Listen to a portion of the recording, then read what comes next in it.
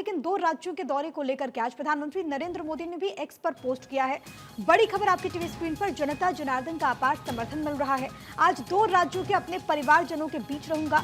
10:42 पर राजस्थान के टोंक सवाई माधोपुर में जनसभा, ये उनका ट्वीट आपकी टीवी स्क्रीन पर। और कहा यह जा रहा है कि छत्तीसगढ़ के जांजगीर चांपा में प्रधानमंत्री नरेंद्र मोदी आज 2:45 बजे पहुंचेंगे और इसके बाद 5 बजे महासमुंद में अपनों का आशीर्वाद प्राप्त करूंगा। क्योंकि आज तो राजस्थान का दौरा है, लेकिन इसके साथ ही साथ छत्तीसगढ़ का भी दौरा प्रधानमंत्री नरेंद्र मोदी का बेहद अहम इसलिए क्योंकि वहां पर है लोकसभा की 11 सीटें और सभी पर जीत का लक्ष्य भारतीय जनता पार्टी का। और इसी कड़ी में प्रधानमंत्री नरेंद्र मोदी एक बार फिर से पहुंचेंगे, लोगों के बीच प्रचार प्रसार करते हुए नजर आएंगे। आपको बताते चले कि प्रधानमंत्री एक तरफ राजस्थान के टोंक सवाई माधोपुर पहुंचने वाले हैं, इसके बाद छत्तीसगढ़ के जांजगीर चांपा और फिर महासमुंद में भी उनका कार्यक्रम होने वाला है। मेरे साथ मेरे सहयोगी गौरव लगातार बने हुए हैं। गौरव, एक तरफ राजस्थान जिसका हम जिक्र लगातार कर रहे हैं कि पीएम वहां पर पहुंचने वाले हैं बीजेपी के पक्ष में प्रचार प्रसार करते हुए, दूसरी तरफ आज ही के दिन छत्तीसगढ़ में भी प्रधानमंत्री की रैली होने वाली है।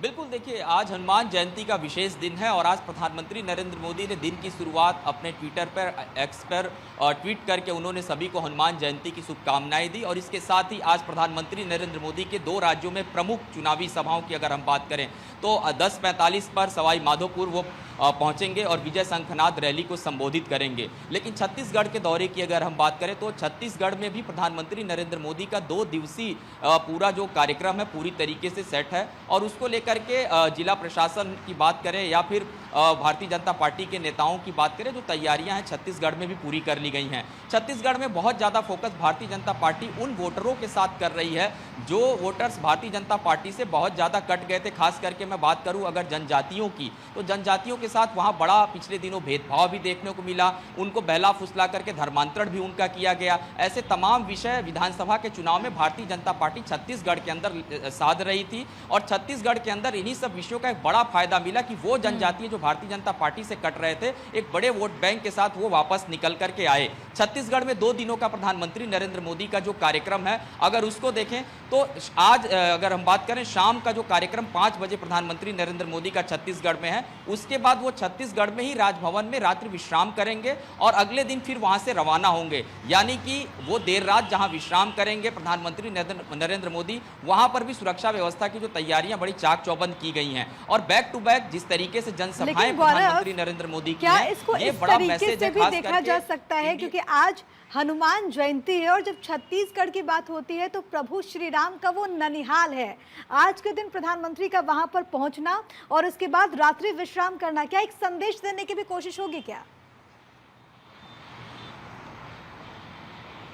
बिल्कुल, प्रधानमंत्री नरेंद्र मोदी जब जनसभा को संबोधित करते हैं, जैसा देश वैसा भेष भूषा में वो नजर आते हैं, उसी तरीके के संबोधन की शुरुआत करते हैं। बिहार में जाते हैं तो भोजपुरी अंदाज के साथ अपने संबोधन की शुरुआत करते हैं।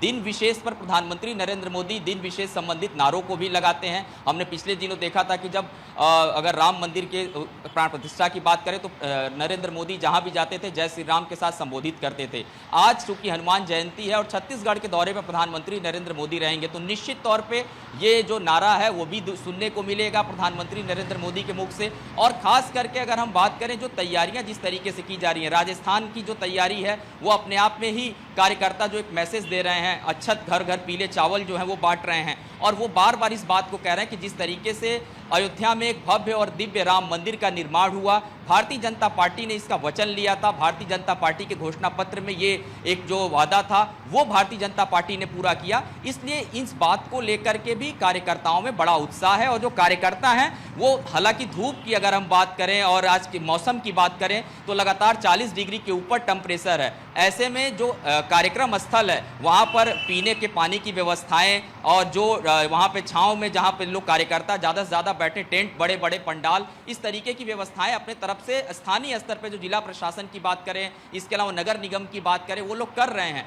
सबसे बड़ा मैसेज यही है कि जितना ज़्यादा जो कार्यकर्ताओं के साथ कनेक्टिविटी बनेगी, आम लोगों को कैसे जोड़ा जाए और वो बाद में जब सेकेंड फेज का जो चुनाव होना है कितना ज़्यादा वोट बैंक में वो चीज़ें तब्दील हों। और भारतीय जनता पार्टी इस बात को समझती है, इसीलिए कल देर रात चिंतन मंथन का दौर चला।